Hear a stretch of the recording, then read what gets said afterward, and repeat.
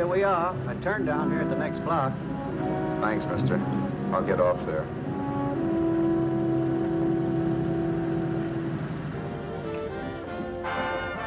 Want anything else? No. Hey, you.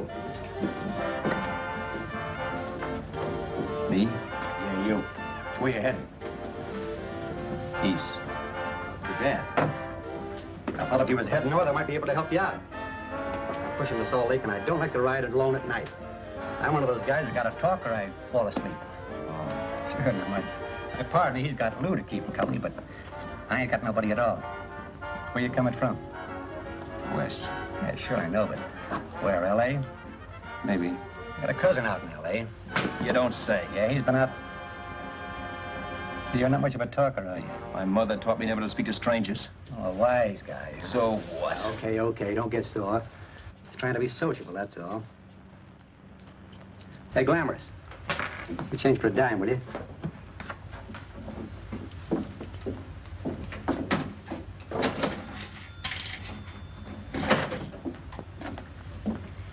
Let's have something quieter this time, Joe. My head's splitting. Is that what's wrong with it?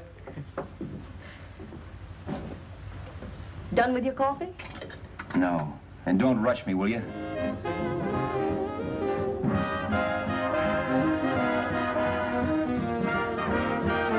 Hey, turn that off. Will you turn that thing off? What's eating you now? Yeah, what's eating you? That music, it stinks. Oh, you don't like it, huh? No, turn it off. Oh, wait a minute, pal. That was my nickel, see? This is a free country. And I play whatever I wanted. Okay. Sure. And if you don't like it, you don't have to listen to it. And you can leave here anytime you want it. Okay. I'm sorry I asked. First good piece played tonight and you don't like it. Some people just ain't got any good taste.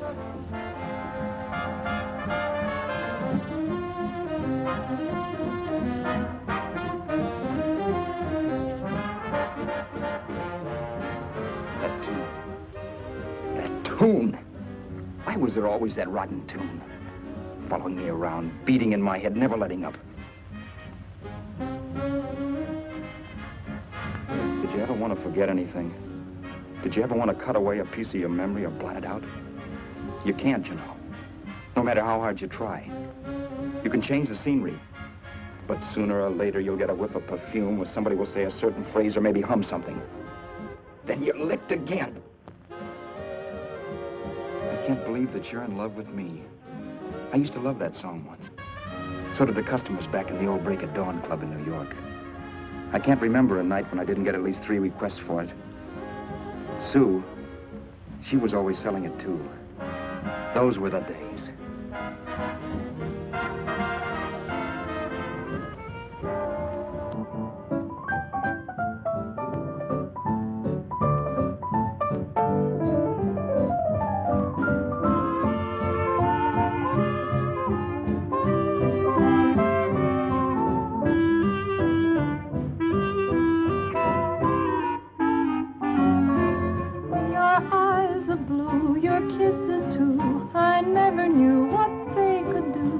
I can't believe that you're in love with me. You're telling everyone you know that I'm on your mind each place you go. They can't believe that you're in love with me. I have always placed you far above me. I just can't imagine that you love me. And after all is said and done, to think that I'm the lucky one, I can't believe that you're in love with me.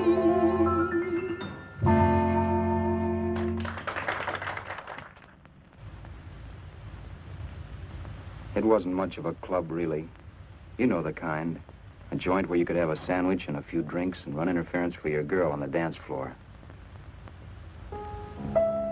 I pounded the piano in there every night from 8 until the place closed up, which usually meant 4 in the morning. A good job as jobs went in those days. Then, too, there was Sue, who made working there a little like working in heaven.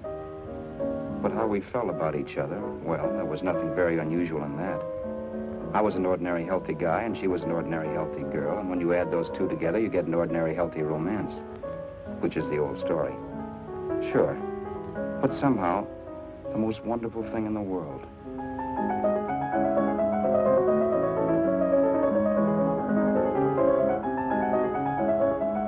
All in all, I was a pretty lucky guy.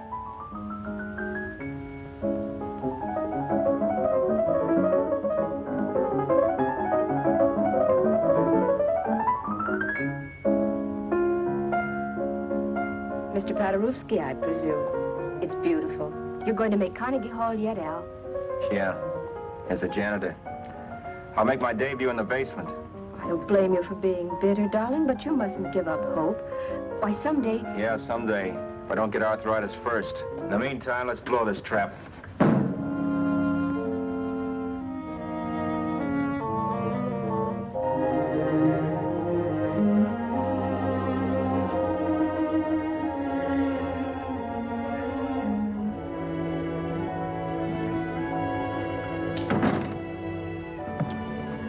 Like to get something to eat, hon? Oh, I don't think so, Al. I lose my appetite working in this flea bag. Let's go home. Okay. I can't stand much more of that dump. Did you see that drunk tonight trying to paw me? No, what drunk? Does it matter what drunk? Say, what's the matter with you tonight, darling? That's the third time you started to tell me something and then stopped. We shouldn't have any secrets from each other, Sue. Next week, we're going to make with the ring and the license. You and me will be a team. Yes, that's right. In the Bush League. I don't get you. We've been struck out. It's a funny way to talk, darling. Don't you want to marry me? Al, look, I love you. You know I do, and I want to marry you. But But not now. Only after we've made good. Sunday, I'm going away. Oh, I know you'll think it's silly. That's why I hesitated to tell you. But I'm going to California. I want to try my luck in Hollywood. that's the most stupid thing I ever heard of. Don't you know millions of people go out there every year and wind up polishing cuspidors? I thought you had better sense. You sound as if you don't think I have any talent. That has nothing to do with it. I'll make out all right. Maybe. But what about me? Doesn't it mean anything to you that you're busting up all our plans? We may not see each other for years? It won't be that long. I thought you loved me. I do. You know I do. Well, here we are. Al, why can't you see my side of it? I'm young. We both are, and we've got all the time in the world to settle down. Really, darling, what I'm doing is the only sane thing to do. I hate the thought of being so far away from you, but we'll be together again someday. Maybe you'll decide to come out too later on. So long. Al, aren't you going to kiss me goodnight? Sure. Why not? Good night.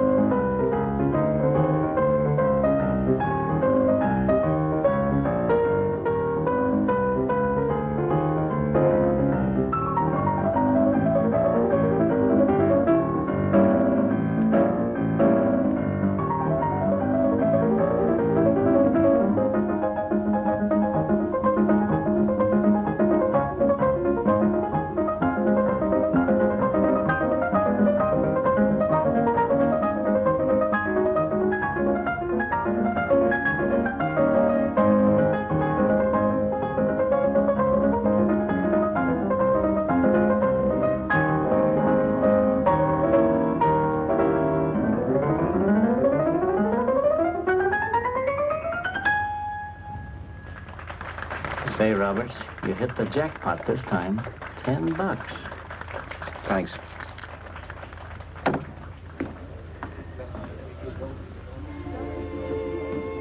So when this drunk handed me a 10 spot after a request, I couldn't get very excited.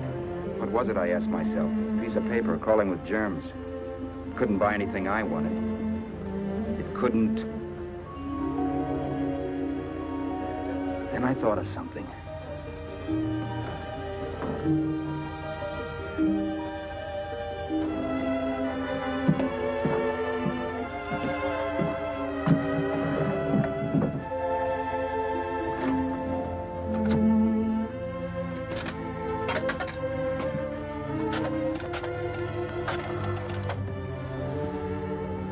Long distance. I'd like to put a call through to Los Angeles. Miss Harvey. Sue Harvey, H-A-R-V-E-Y. The number is Crestview 65723.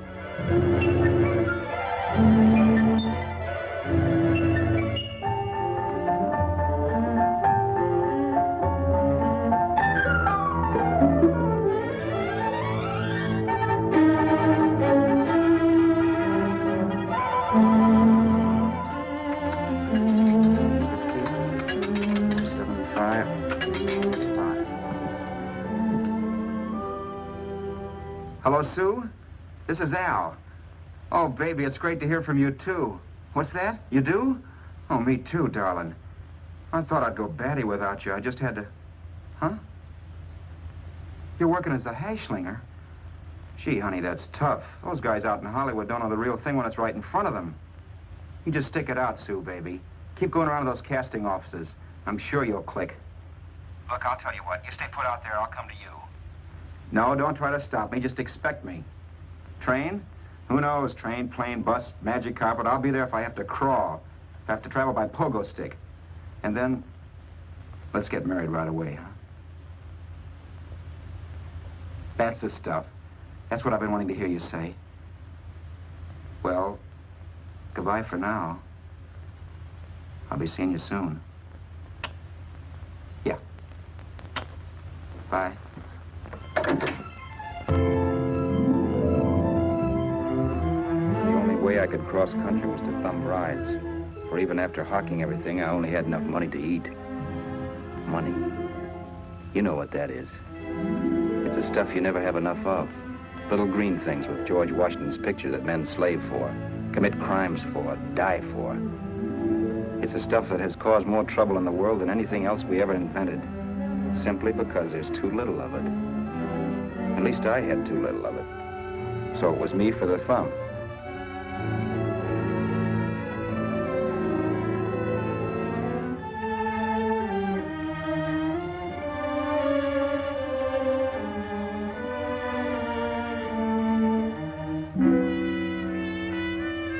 Ever done any hitchhiking?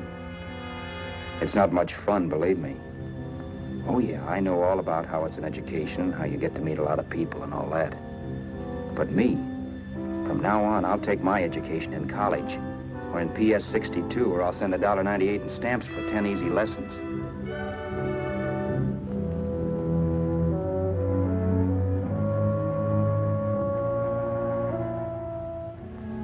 Thumbing rides may save you bus fare, but it's dangerous. You never know what's in store for you when you hear the squeal of brakes. If only I had known what I was getting into that day in Arizona. Here, throw that in the back seat. Okay, let's go. Make sure that door's closed.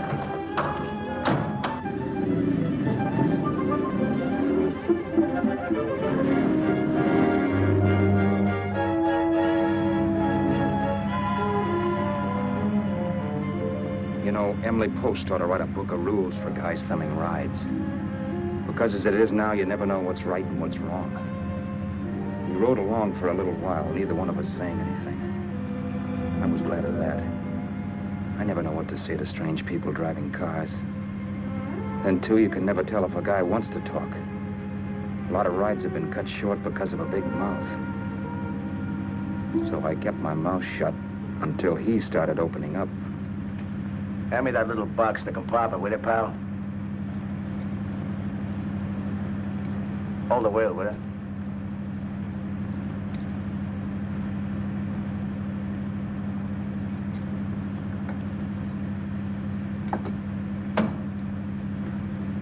How far are you going? L.A. Well, you're really traveling, aren't you? Yeah, but I don't expect to make it for a couple of years at the rate I've been promoting rides. Not much luck, huh? Sure, all bad. Not many people stop for a guy these days. Afraid of a stick-up, maybe. Well, you can't blame them. Where you coming from? New York? Well, New York. You're in luck this time. I'm going all the way. Right through to Los Angeles. You drive a car? Sure. Whenever you're tired, let me know. I'll holler. I guess at least an hour passed before I noticed those deep scratches in his right hand. They were wicked. 3 puffy red lines about 1/4 of an inch apart. He must have seen me looking at them because he said, Beauties, aren't they? They're gonna be scars someday. What an animal. Whatever it was, it must have been pretty big and vicious to have done that. Right on both counts, New York. I was tussling with the most dangerous animal in the world. A woman. She must have been Tarzan's mate. Looks like you lost the bob. Certainly wasn't a draw. You know, there ought to be a law against dames with claws. Yeah. I tossed her out of the car in her ear. Was I wrong? Give a lift to a tomato, you expect it to be nice, don't you? Yeah. After all, what kind of dame's thumb rides? Sunday school teachers? Yeah. A little witch. She must have thought she was riding with some fall guy. And me, who's been booking horses around racetracks since I was 20. I've known a million dames like her. 2 million. Yeah. Stopped the car, opened the door. Take it on the yard, the Duffy sister, I told her. That's the stuff. As that was done, huh? But if you want to see a real scar, brother, get a load of this. Wow. I got that one dueling. Dueling? Yeah, we're just kidding, of course. My dad owned a couple of Franco-Prussian sabers. Kept them on the wall for decorations. Well, one day, the kid and I took them down when the old man wasn't around. Had a duel. He got me in the arm here. Pretty mean cut. Infection set in later. Yeah, I can see that. Now, give me that box again, will you? Yeah.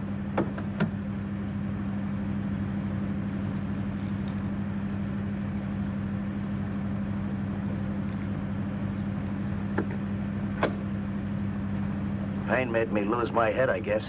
I began slashing. Before I knew it, I'd put the other kid's eye out. That was tough.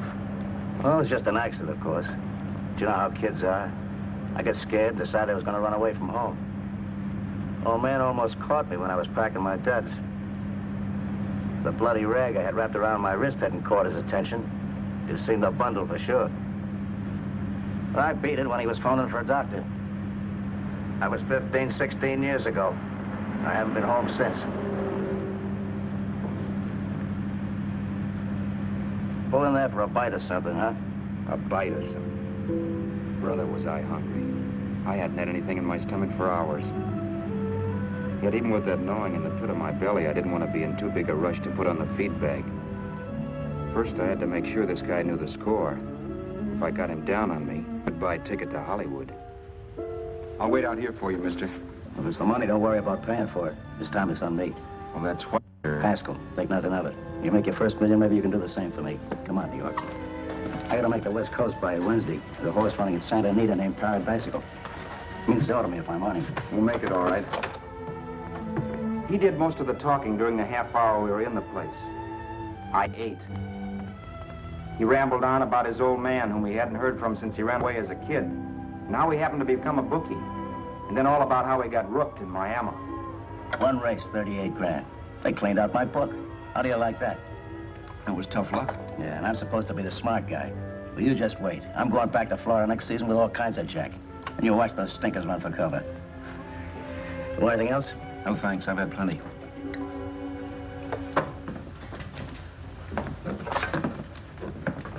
That check there, sister? Oh, just a minute. Your change, sir. Keep it, sister. Oh, thank you, sir. Call again. I'll be waiting outside for you when you finish work. Sharp check, huh?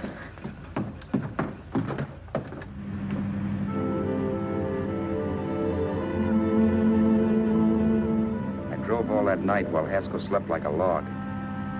After a while, I began to get sleepy myself. I was happy, though. Soon I'd be with Sue again.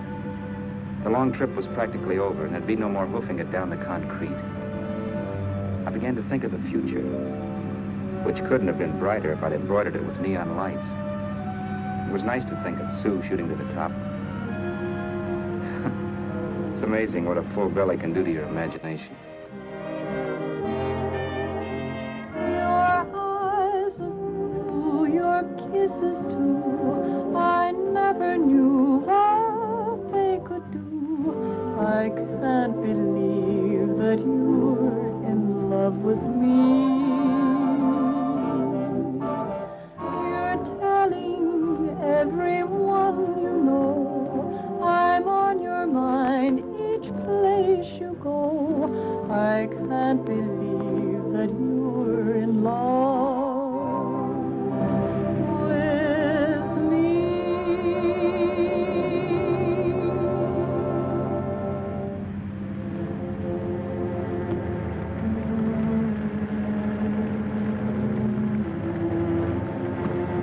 Mr. Haskell? Mr. Haskell? Mr. Haskell, wake up. It's raining. Don't you think we ought to stop and put up the top?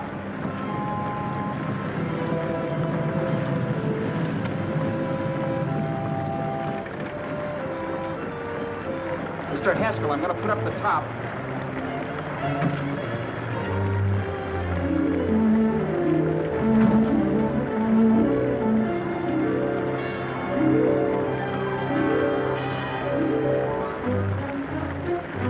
Until then, I'd done things my way. But from then on, something else stepped in and shunted me off to a different destination than the one I had picked for myself. For when I pulled open that door... Mr. Haskell, what's the matter? Are you hurt? Are you hurt, Mr. Haskell? Start your sermon. I'll listen to it. But I know what you're going to hand me even before you open your mouths. You're going to tell me you don't believe my story of how Haskell died and give me that don't make me laugh expression on your smug faces. I saw at once he was dead, and I was in for it. Who would believe he fell out of the car? Why, if Haskell came too, which of course he couldn't, even he would swear I conked him over the head for his dough. Yes, I was in for it. Instinct told me to run, but then I realized it was hopeless. There were lots of people back down the road who could identify me. That gas station guy and the waitress. I would be in a worse spot then, trying to explain why I beat it. The next possibility was to sit tight and tell the truth when the cops came. But that would be crazy. They'd laugh at the truth. And I'd have my head in the noose. So what else was there to do but hide the body and get away in the car? I couldn't leave the car there with him in the gully. That would be like erecting a tombstone.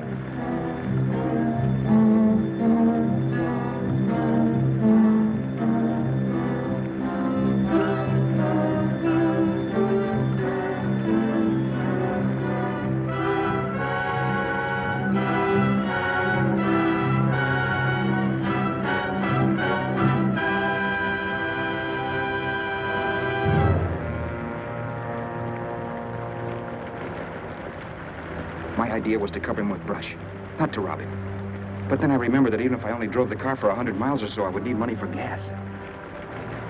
Besides, it was stupid of me to leave all that money on a dead man. Not only that, I'd have to take his driver's license in case I was stopped for something. I didn't like to think about it, but by that time I'd done just what the police would say I did, even if I didn't. My clothes. The owner of such an expensive car would never be wearing them.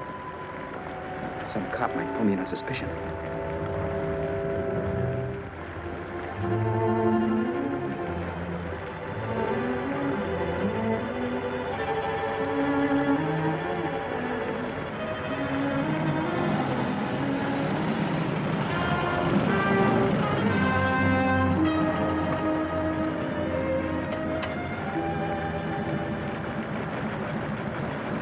Hey, you, this your car? Don't you know better than to leave a car with the wheels halfway in the middle of the road? That's the way accidents happen. I'm sorry, officer. I was just putting up my top. I didn't think. Well, the next time, think. I'll let you go now, but watch your step in the future. I know that's a lonely stretch, but cars come by here once in a while, and we have plenty of crack-ups. Thanks, officer.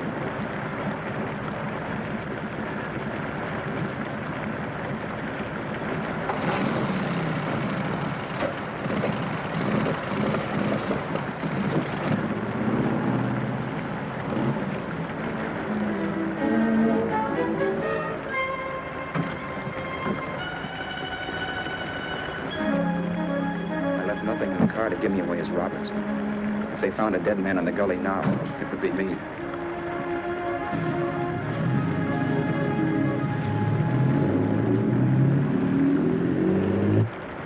As I drove off, it was still raining, and the drops streaked down the windshield like tears. I kept imagining I was being followed and that I could hear sirens back in the distance. Just how long it took me to cover the 60-odd miles to the California state line, I don't know. I lost all track of time. But the rain had stopped and the sun was up when I pulled up to the inspection station. Hello? Carrying any fruits or vegetables? No. Any livestock or poultry? No.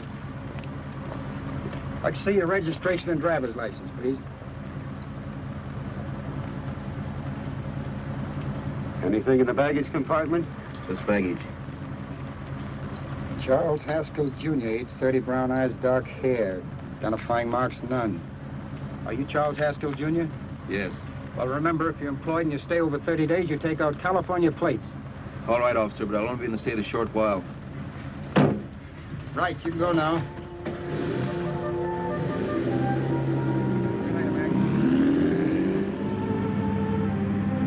I couldn't drive any farther without some sleep. Cops or no cops, I knew I had to hit the hay and hit it hard. I was dead tired.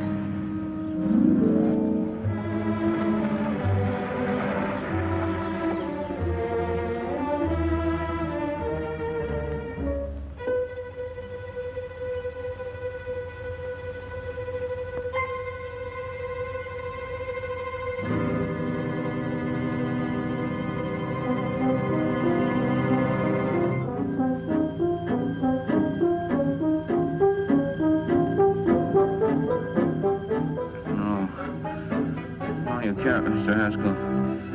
No.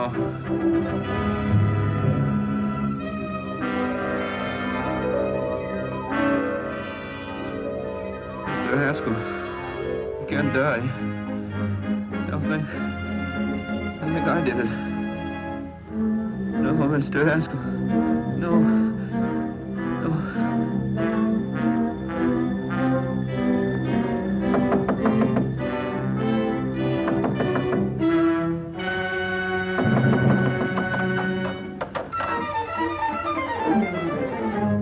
There? It's the maid.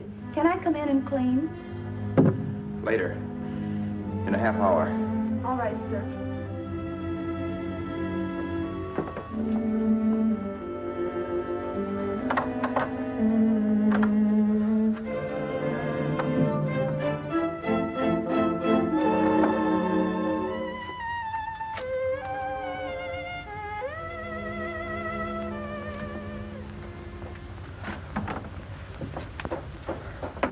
There was no time to lose.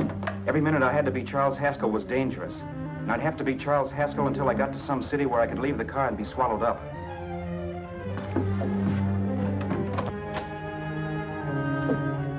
That meant driving the car as far as San Bernardino, maybe even to Los Angeles. In a little town, I might be noticed, but in a city, I should be safe enough. Then, after I ditched the car, I could go on to Sue.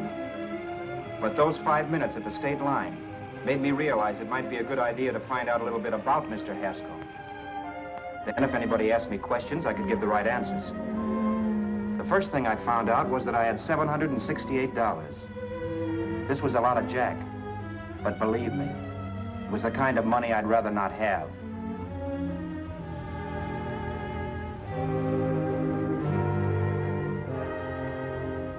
And then I found out from a letter Haskell was carting around in his bag that he wasn't the open-handed, easygoing big shot who went around buying dinners for strange hitchhikers. Before I got done reading it, I saw him more as a chiseler. It was written to his old man in California, the one he hadn't seen in so many years. In it, Haskell posed as a salesman of hymnals, of all things. It was easy to see where Haskell expected to raise a new stake for his book in Miami by rooking his old man. That was about all I found out from his effects, and it was enough. I told myself, maybe old man Haskell was lucky his son kicked off. He would never know it, but it saved him from taking a flyer in sacred literature preferred.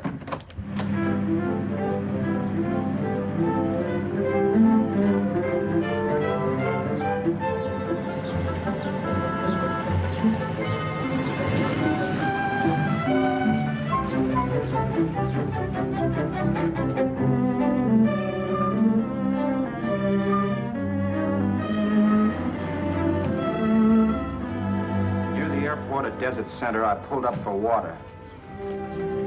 There was a woman. Hey, you! Come on if you want to ride.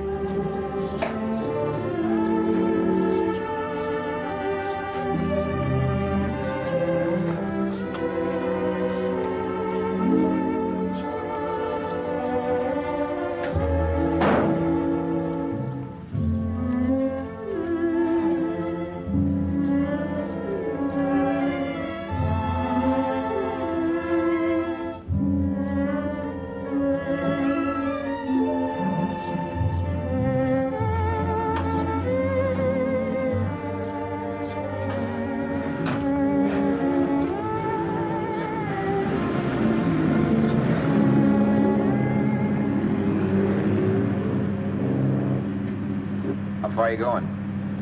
How far are you going? That took me by surprise, and I turned my head to look her over. She was facing straight ahead, so I couldn't see her eyes. But she was young, not more than 24. Man, she looked as if she'd just been thrown off the crummiest freight train in the world. Yet, in spite of this, I got the impression of beauty. Not the beauty of a movie actress, mind you, or the beauty you dream about when you're with your wife, but a natural beauty. A beauty that's almost homely because it's so real. Then suddenly she turned to face me. How far did you say you were going? Los Angeles? L.A.? L.A.'s good enough for me, mister. That's what I was afraid of. What'd you say? Oh, nothing, just thinking out loud. People get in trouble for doing that. What's your name?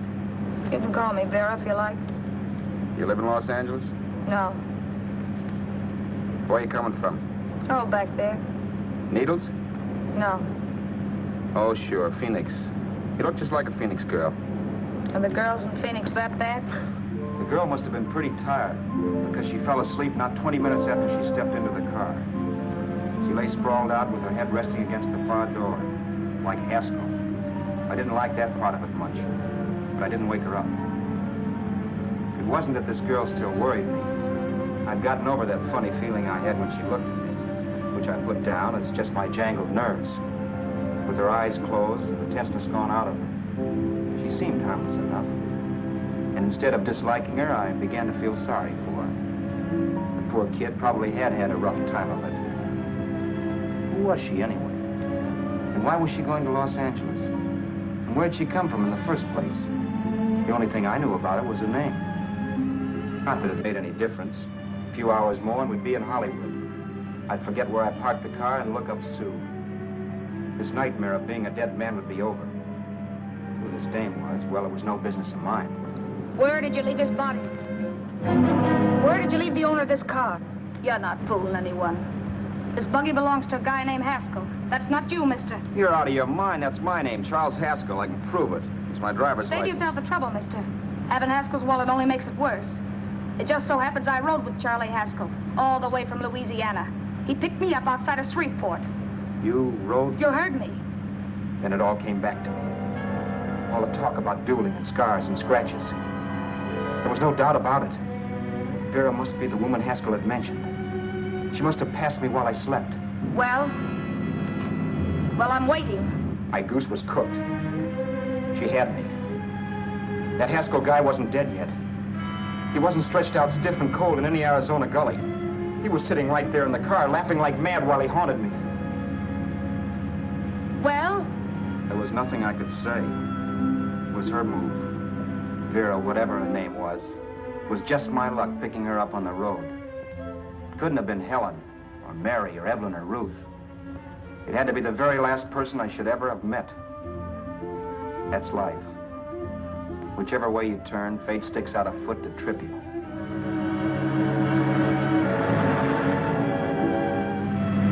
I told her everything, but she didn't believe my story. I should have saved my breath. That's the greatest cock and bull story I ever heard. So he fell out of his car. Say, who do you think you're talking to, a hick? Listen, mister, I've been around, and I know a wrong guy when I see one. What'd you do, kiss him with a wrench? Now, wait a minute. What I told you was true. You see, that's why I had to do it. You think I killed him. Well, the cops would have thought so, too. Yeah, well, maybe they still think so. What makes you so sure I'll shut up about this? Girl, I'm innocent. Give me a break, will you? It won't do me any good having you pinched. The cops are no friends of mine. Now, if there was a reward, but there isn't. Thanks. Don't thank me yet. I'm not through with you by a long shot. Let's see that roll.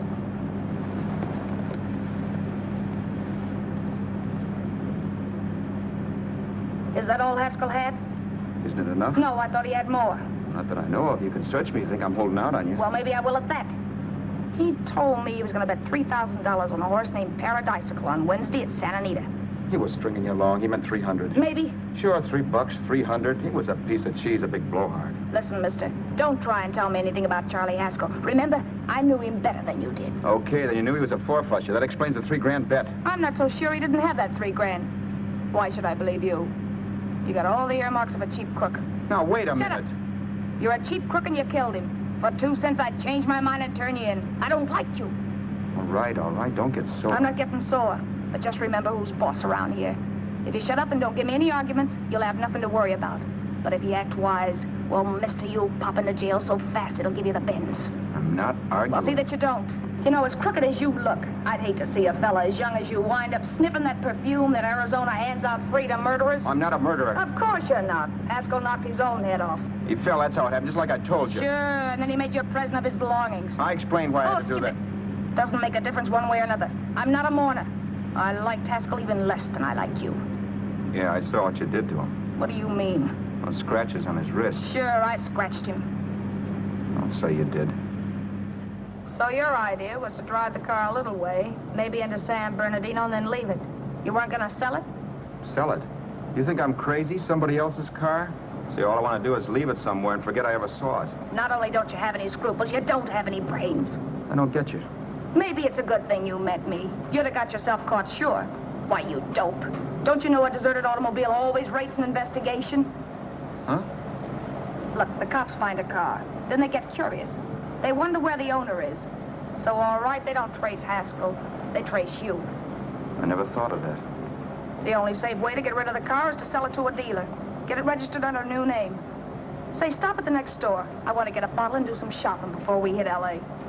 Okay. As soon as we find a place, I'll drop you off and pick you up later. Nothing doing. You're coming in, too. From now on, you and I are like the Siamese twins. Have it your way, but I don't get the point. The point is, I don't want you to get lost. I'm not going to beat it if that's what you're afraid of. I'll say you're not. Well, I'm going to see that you sell this car so you don't get caught. Thanks. Of course, your interest wouldn't be financial, would it? You would want a small percentage of the profits. Well, now that you insist, how can I refuse? 100% will do. Fine. I'm relieved. I thought for a moment you were going to take it all. I don't want to be a hog. A few hours later, we were in Hollywood. I was recognizing places Sue had written about. It struck me that far from being at the end of the trip, there was a greater distance between Sue and me than when I started out. Vera wasn't kidding with that Siamese twins crack. She rented a little apartment as Mrs. Charles Haskell. When I objected to this, she explained that it was on account of the car. A dealer might think something was funny if he called and found we were using different names.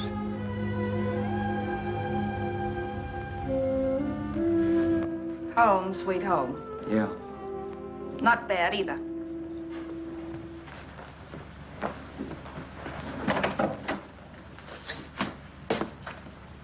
In case there's any doubt in your mind, I'll take the bedroom. Yeah. Sure is stuffy in here.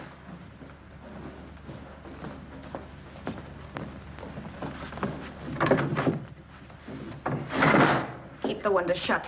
Okay. The old crow downstairs said there's a folding bed behind this door.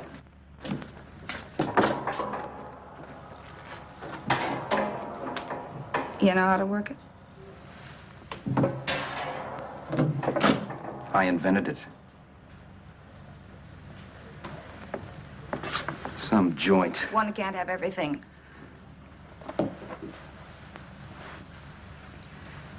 I'm first in the bathtub. I don't know why, but I figured you would be.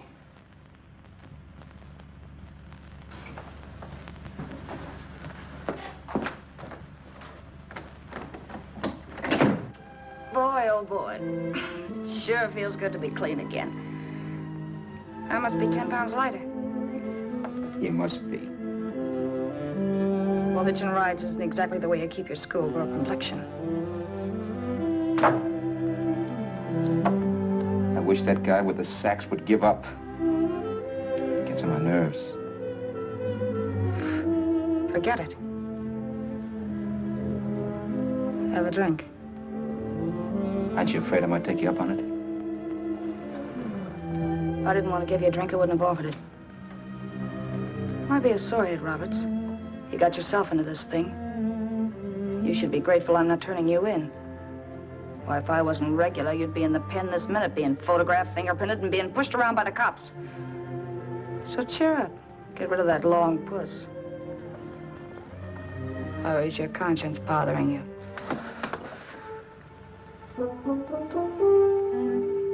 No. It isn't. Swell. That's the spirit. He's dead and no moaning around will bring him back. Anyway, I never could understand this worrying about something that's over and done with. Now look, Vera, for the last time I didn't kill him. Haskell was a sick man. Maybe he was dead before he fell out of the car. I don't know. Sure. He died of old age. All right. So if it'll make you sociable, you didn't kill him.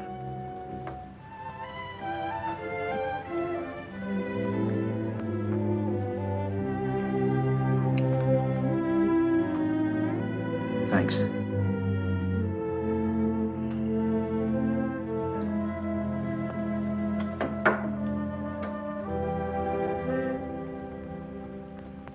We're out of liquor, Roberts. Yeah. Too bad.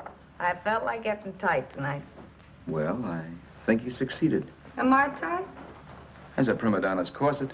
That's good. I wanted to get tight. Why? What have you got to get tight about? Oh, I don't know. Few things. You should have my worries. If I had your troubles, I'd stay sober. And I've got the key to that door. Yeah. Maybe you're right. I'm always right. You know, I don't like your attitude, Roberts. Well, there's a lot of things I don't like. Sure. But life's like a ball game. You gotta take a swing at whatever comes along before you wake up and find it's a ninth inning. You read that somewhere. That's the truth, Roberts. All you do is bellyache. Taking it easy and, well, trying to make the best of things. But maybe that's what's wrong with the whole world. Get the professor. People knock themselves out trying to buck fate. Now, take you, for instance. You're lucky to be alive. Why, suppose Haskell had opened your door. You'd be playing a harp now. Think of that. You think of it. I'm tired of thinking. There's plenty of people dying this minute. I would give anything to trade places with you. I know what I'm talking about. I'm not so sure. At least they know they're done for. They don't have to sweat blood wondering if they are. Your philosophy stinks, pal. We all know we're going to kick off someday. It's only a question of when. But what got us on this subject anyway? We'll be discussing politics next. Yeah. Where'd you hide the butts? On the table, sucker.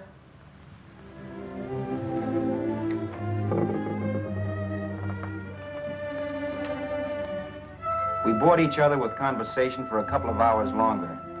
Every 5 minutes, one of us was wishing we had another bottle or a radio or something to read.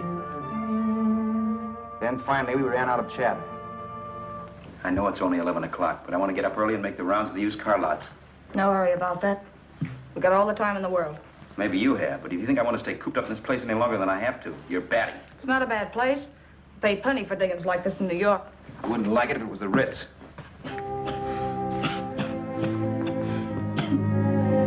brought me liquor. You got a mean cough. Want to do something about it. I'll be all right. That's what Camille said. Who? Nobody you know. Wasn't that the dame that died of consumption? Yeah. Wouldn't it be a break for you if I did kick off? You'd be free with all Haskell's dough and car. I don't want to see anybody die. Not even me. Especially not you. One person died of me. If you did, well, that's all I need. You don't like me, do you, Roberts? Like you? I love you. My favorite sport is being kept prisoner. After we sell the car, you can go to blazes for all I care. But not until then.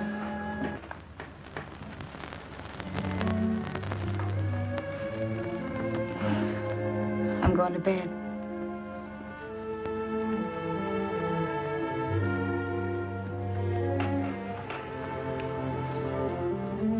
Good night, Roberts. Don't try and sneak away during the night. All the doors are locked. Anyway, if I find you gone in the morning, I'll notify the police. They'll pick you up. Don't worry, I know when I'm in a spot. Well, good night. I hope that portable rack isn't too uncomfortable for you. Don't lose any sleep over it, will you, Vera?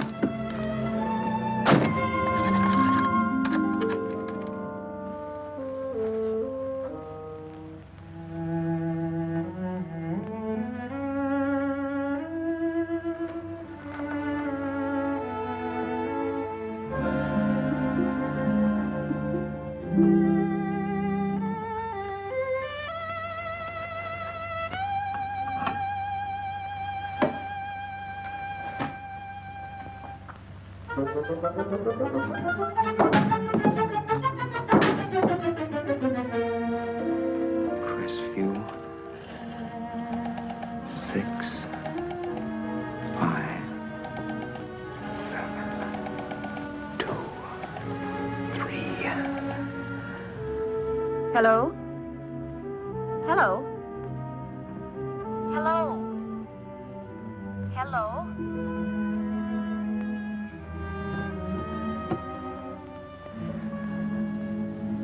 No. Not yet, darling. Tomorrow. Maybe. If this were fiction, I would fall in love with Vera, marry her, and make a respectable woman of her. Or else she'd make some supreme Class A sacrifice for me and die. Sue and I would bawl a little over her grave and make some crack about there's good in all of us. But Vera, unfortunately, was just as rotten in the morning as she'd been the night before. All right, I'm coming. Look, Vera, it's almost noon. So what? The dealers will be there all day? They'll be there all year, too, but it doesn't wait that long. Shut up. You make us like a husband. Well, do I rate a whistle? You sure do, but let's go. Let's go, let's go. I spent $85 in 2 hours preparing bait, and all you can say is let's go. Come on.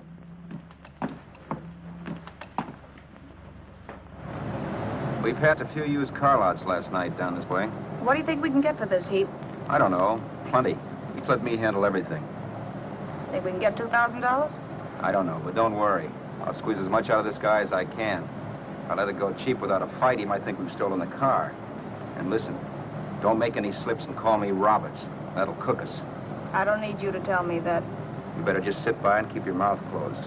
Remember, we're both in the soup if anything happens. Forget it and drive. You're my wife, Vera Haskell.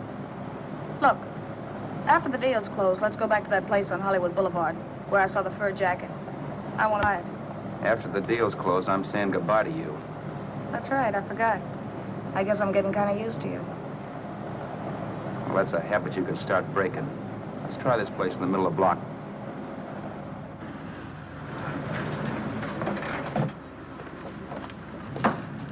Good afternoon. What can I do for you? We're interested in selling a car. If the price is right. Well, if it's in good mechanical condition, it should blue book for about $1,600. Tony, take a look at this motor. 1,600. Are you kidding?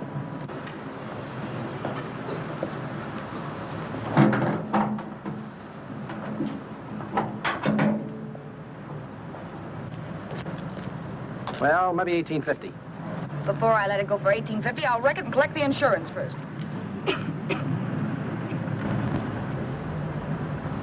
Lady, this motor's seen a lot of driving.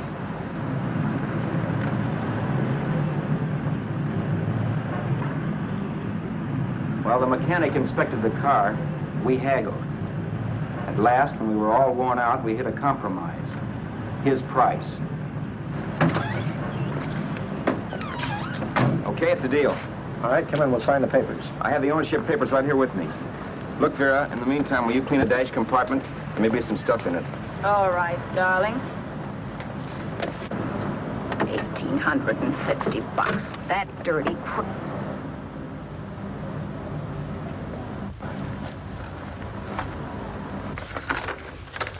In New York, huh? Yeah. But you bought the car in Miami. Yeah. Well, now let's see about the insurance. We can either have it transferred or canceled. What kind of insurance do you have, Mr. Haskell? Well, aren't all the papers there?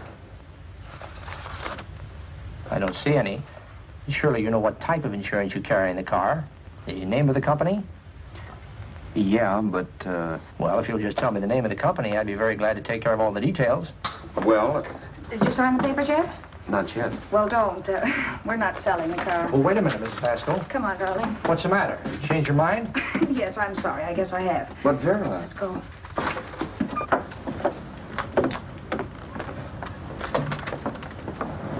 You got me out of a tight spot, Vera. But I still don't understand all this. You will in a minute. I almost threw away a gold mine. $18.50 isn't to be sneezed at. The car doesn't book for as much as I thought. We're not selling the car. You want to keep it. Now, wait a minute, Vera. You said yourself I wouldn't be safe until the car was in someone else's name. I'd like to be free of this mess when I go. That's just it, Roberts. You're not going. There's a drive-in at the next corner. Pull in there and we'll get a bite to eat. And I'll explain. What is this, another one of your brilliant ideas?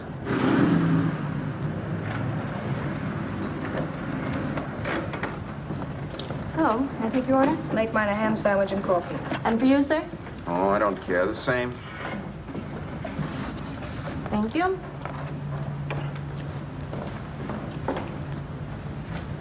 Get this, Vera. I've been pretty patient so far. I've done everything you asked me to do, but no more. Shut up. You've taken Haskell's money. And you can have the dough we get from selling the car. But you're not going to keep me a prisoner. It's a good thing I bought the paper. Take a look at that. Vera, I'm in no mood. Read that.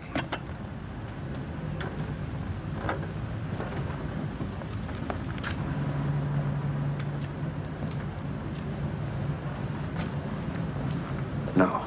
Yes. No, I won't do it. Yes, you will. You think I'm crazy? It's impossible, I tell you. Excuse me.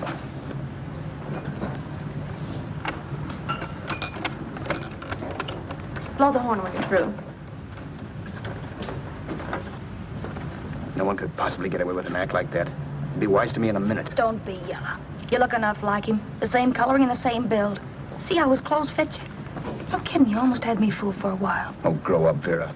Don't you think a father knows his own son? And there must be other relatives. So father won't have to know you. We'll wait till he gives up the ghost. He's an old geezer and he won't pull through. And as far as other relatives are concerned, they haven't seen you in 15 or 20 years. Eat. I'm not hungry. And I won't do it. It's not as tough as it sounds. Remember, you've got all kinds of identification. His car, letters, license. I could never get away with it. It's the stupidest thing I've ever heard. The old boy has scads of dough. Look in the paper there. Personal fortune assessed at over $15 million. He'll leave plenty, I tell you. Maybe he cut off his son. How do we know? It's out, Vera. I won't have anything to do with it. I think you will. Look, Vera, I'll do anything within reason. But not that. So forget it. Find yourself another stooge. You sap. You'll be fixed for the rest of your life as Charlie Haskell. You can take your inheritance and go away. No more worrying about the rent, no sweating, scheming, wondering where your next meal's coming from. Think about that, Roberts. Vera, please, you're talking too loud. On this, I'm splitting 50-50 with you. Sure, why not? We're both alike, both born in the same gutter. Now, take it easy, Vera. There's people around here. You don't know what you're talking about. We'll wait till we read that old man Haskell's dead. Then you show up. Like you read in New York that he was sick. No. Suppose he doesn't die. He will. I know he will. Something tells me. But as much as I insisted I would have no part of her scheme, Vera was taking it for granted I would. Neither of us had our mind on the cards as we played that night. I knew we were just trying to kill time between newspaper editions. This was a death watch for Vera. Maybe it was for me, too. Don't you realize if I'm caught, they'll want to know where I got the car and stuff, and they'll have me on a murder charge. If you're smart, you won't get caught. I knock for 7. And if I'm caught, don't you realize you'll be out, too? 18 points. That gives me 30. How will I be out? You'll be out $1,850 we would have gotten on the car. Really, Vera, you'd be an awful chump if you threw away all that dough on a dizzy long shot. Let me sell the bus tomorrow. With the money it'll bring and what you've already got, a clever kid like you can run it up in no time. Then we'd both be in the clear. I'll be in the clear anyway. Maybe. Maybe. But if I got caught, I'd get good and sore at you, you know. You mean you'd squeal? Well, no, not squeal exactly. Never mind what you meant. Even if you did tell the cops I was in on it with you, what could they do to me? They might give me the same medicine they gave you. Yeah. A rope. But I'm on my way now. All they'll be doing will be rushing it. All right. But think of the $1,850 you'd lose. You'd kick yourself along the block and let it get away from you. I'll take the chance. Want another drink? You're being a goon. That's the way people wind up behind the 8 ball. Once they get a few dollars, they become greedy and want more. My. Caesar. Who? You know that Roman general? He got his for being greedy. He wasn't satisfied, so the final wind-up was he took the count. A couple of days ago, you didn't have a dime. Why, you were so broke you couldn't pay cash for a postage stamp. Now you've got almost $700 with $1,850 in the offing. Take my advice. Don't try for more. I'm tired of this game. Let's have some blackjack. Play solitaire. Okay, I will if that's the way you feel about it. That's the way I feel about it. Getting sore and throwing things won't help much, Roberts. I'm really doing you a favor. I help you out of a jam by keeping my mouth shut. I show you how to make some soft money. And what thanks do I get? Thanks. Sure. Or would you rather call the cops and told them you killed the man and stole his money? I didn't kill anybody. Yes, you did. No, I didn't. You know I didn't. All right, then. Suppose I call the cops. If you're innocent, what do you got to be scared of? Okay. Call them, you mutt. Go ahead and call them, see if I care. At least they'll give me a square deal. You want me to call them? You heard me. But I'm warning you. If I'm pinched, I'll swear you were in on it. I'll say that you helped me. If I fry, I'll get even with you. You wouldn't dare. You didn't. Yeah? Then try it and see. Call them. Yeah. Okay, I will.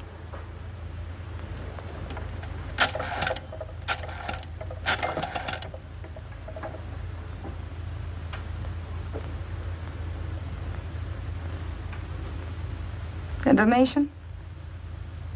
I want the number of the Hollywood police station. Okay, I got it. Thanks.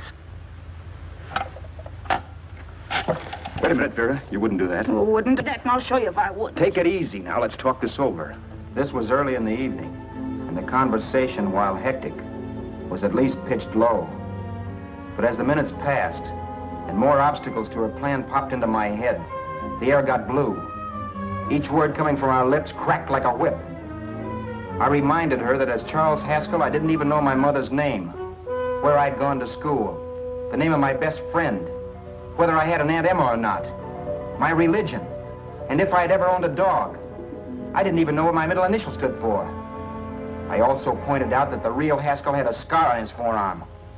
His people never saw that scar. He told me he ran away right after putting out the kid's eye. Yeah, but his father knew he was cut. It'd have to be some kind of a mark. So what?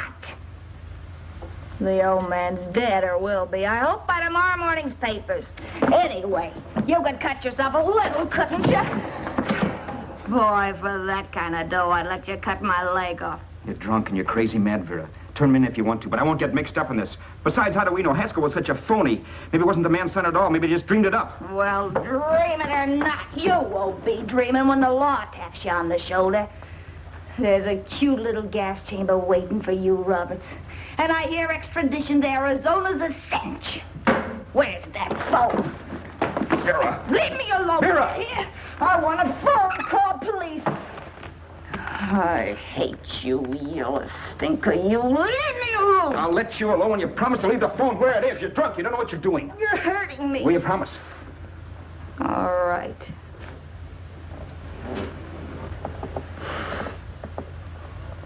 You hurt me. I'm sorry, but... And it's hot in here. Open up a window. It's not hot. Don't tell me. Now, do you do it or do I do it? You're no gentleman, see? Yeah. All right. I'll open up the window.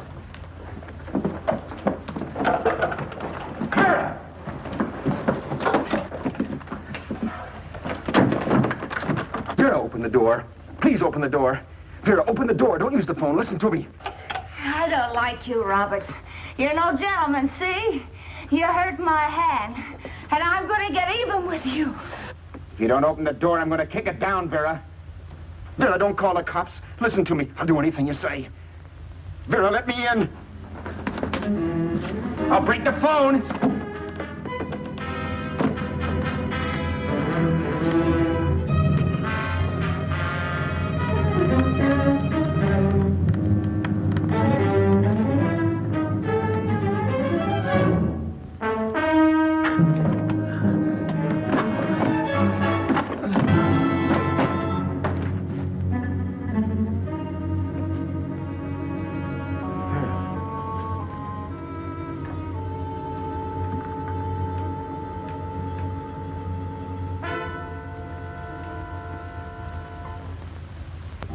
The world is full of skeptics. I know. I'm one myself. In the Haskell business, how many of you would believe he fell out of the car? And now, after killing Vera without really meaning to do it, how many of you would believe it wasn't premeditated? In a jury room, every last man of you would go down shouting that she had me over a barrel and my only out was force. The room was still. So quiet that for a while I wondered if I had suddenly gone deaf. It was pure fear, of course. And I was hysterical, but without making a sound. Vera was dead, and I was her murderer. Murderer. What an awful word that is. But I'd become one. I'd better not get caught. What evidence there was around the place had to be destroyed. And from the looks of things, there was plenty. Looking around the room at things we'd bought was like looking into the faces of 100 people who had seen us together and who remembered me. This was the kind of testimony I couldn't rub out. No. I could burn clothes and hide bottles for the next 5 years. There'd always be witnesses. The landlady, for one. She could identify me. The car dealer, the waitress in the drive-in, the girl in the dress shop, and that guy in the liquor store. They could all identify me. I was cooked. Done for. I had to get out of there. While once I'd remained beside a dead body, planning carefully how to avoid being accused of killing him, this time I couldn't. This time I was guilty. I knew it. Felt it. I was like a guy suffering from shock. Things were whirling around in my head. I couldn't make myself think right. All I could think of was the guy with the saxophone and what he was playing. It wasn't a love song anymore. It was a dirge.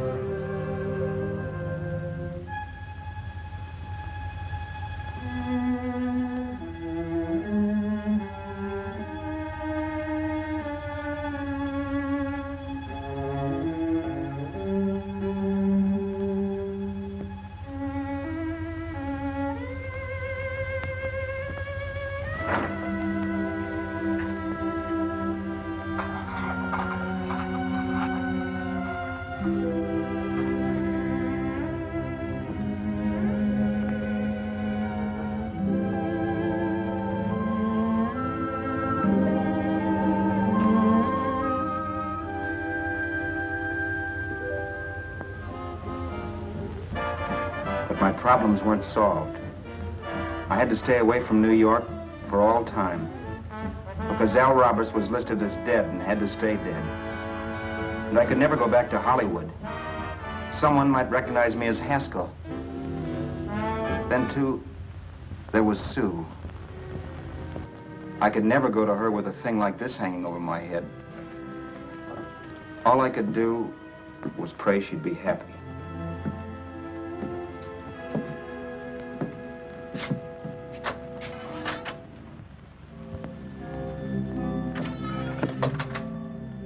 I was in Bakersfield before I read that Vera's body was discovered, and that the police were looking for Haskell in connection with his wife's murder. Isn't that a laugh? Haskell got me into this mess, and Haskell was getting me out of it. The police were searching for a dead man. I keep trying to forget what happened, and wonder what my life might have been if that car of Haskell's hadn't stopped. But one thing I don't have to wonder about. I know. Someday a car will stop to pick me up that I never thumbed.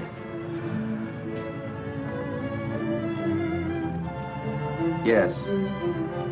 Fate, or some mysterious force, can put the finger on you or me for no good reason at all.